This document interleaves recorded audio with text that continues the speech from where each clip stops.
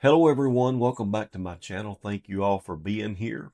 You know, we've been looking at this case now for weeks, a couple of months, and something still does not sit right with me. And it's not because we don't have information, because we have too much that's just not connecting. I've spent a lot of time going through everything that's been publicly reported here, like the timeline, the evidence that's been made public, the statements, and when you step back and you look at all this, this isn't a case that's lacking evidence. There's a lot here. It's just not. It's not fitting together.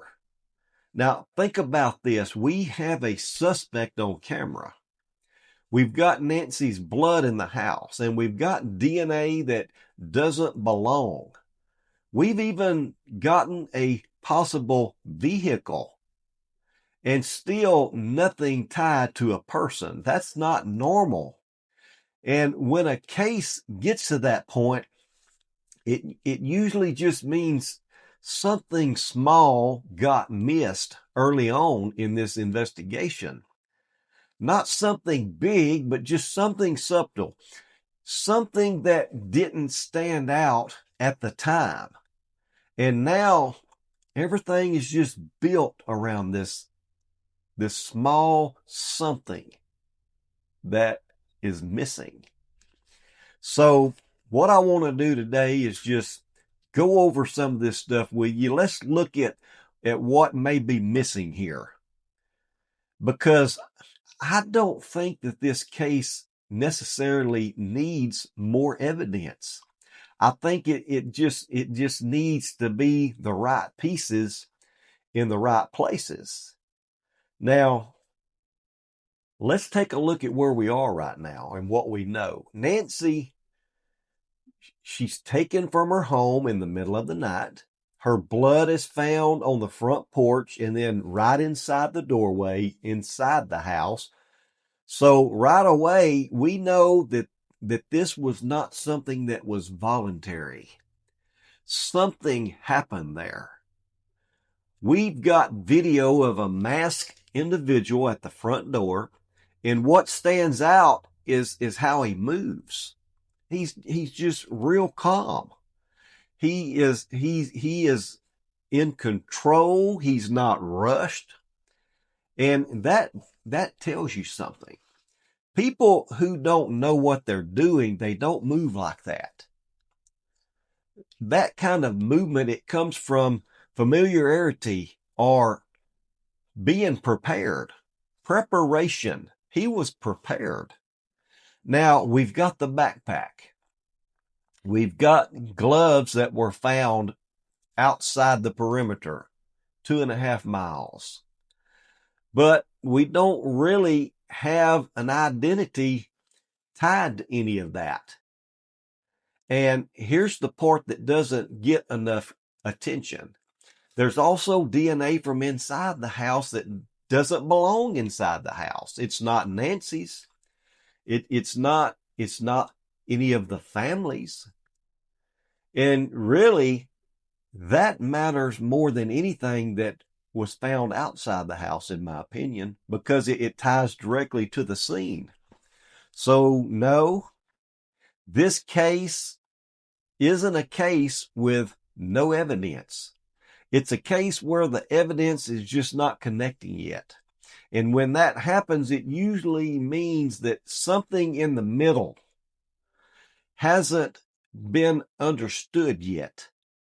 So now here's where the case really starts to bother me, the timeline. You've got the camera that disconnects at 1:47 a.m. Then at 2:12, the system detects a person, but there's no video. And then at 2:36 a.m., you've got a vehicle that's outside the area captured on a Ring doorbell. Now, most people, they focus on the the video that we can see. But that's not how you work a case. You focus on the time that you can explain. The gap is almost an hour. That's not very quick. That's not something that's rushed. It seems to me that it's more controlled time. So here's the question. Are we looking at the beginning of this crime on the porch?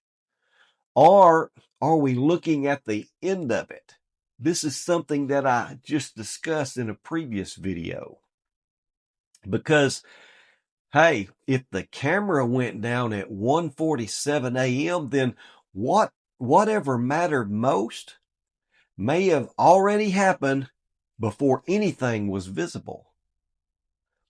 And if that's the case, then we may be looking at the wrong part of this entirely. You know, this might be the most important part of the case. The 2:12 a.m. You know, the system detects a person, but there's no video saved. Now, most people, they skip over that because there's nothing to see here. But something triggered that system. That doesn't happen for no reason. So something happened at 2:12 a.m. We just don't know what. And that don't mean it's a dead end. It's really just a blind spot. And investigations, blind spots, they're where things, you know, they break open later. And if this case turns, it may turn on that moment right there. Now, everyone's also focused on the glove. But the glove didn't give a name. The DNA inside the house, that's different. That's tied directly to the scene. So the real question is, has the most important evidence in this case been inside the house this whole time, and it just hasn't been identified yet? Because if that DNA gets connected to someone, this case is going to move fast.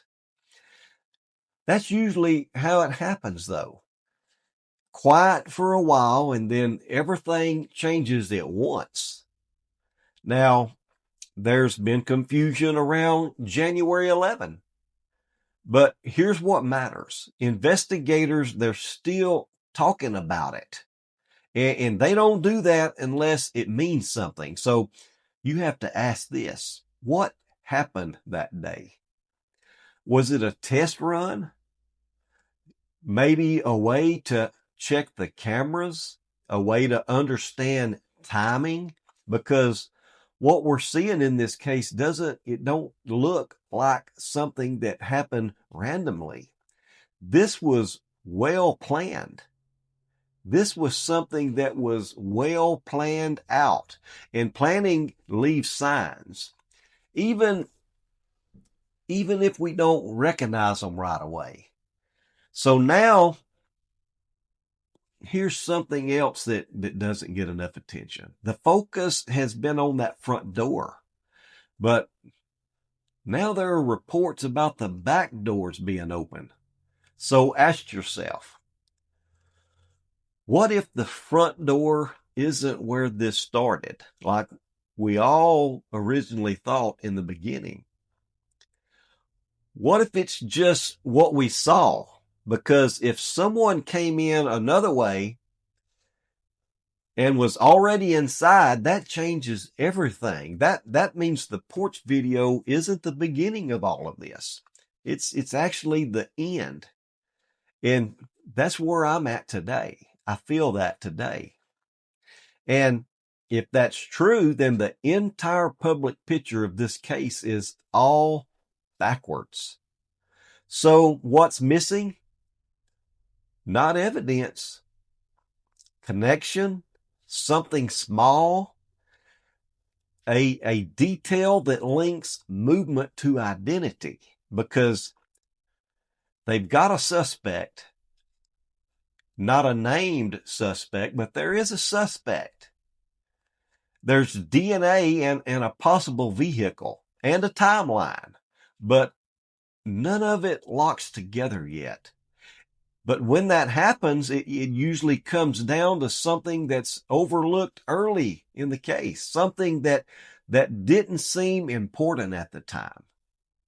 So, as I always come back to this, at the end of the day and at the end of all of this, there's still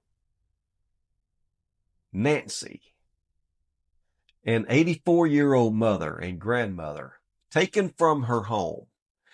And I do believe that this case is moving, even if we can't see it yet, because cases like this, they don't stay like this forever.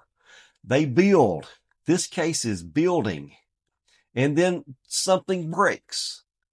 And to whoever did this, if you think that you're past all this, trust me, you're not. All it takes is just one detail, one mistake, and everything changes. Now, before you go, I'd like to hear from you. What's the one detail in this case that doesn't sit right with you? Not the obvious stuff, but that one thing that keeps bothering you. Put it in the comments, because sometimes that one overlooked detail comes from someone willing to look at it differently. And if you're following this case, make sure that you're subscribed, because when something breaks here, we're going to walk through it together. Thank you all again for being with me today, and I'll see you all in the next video.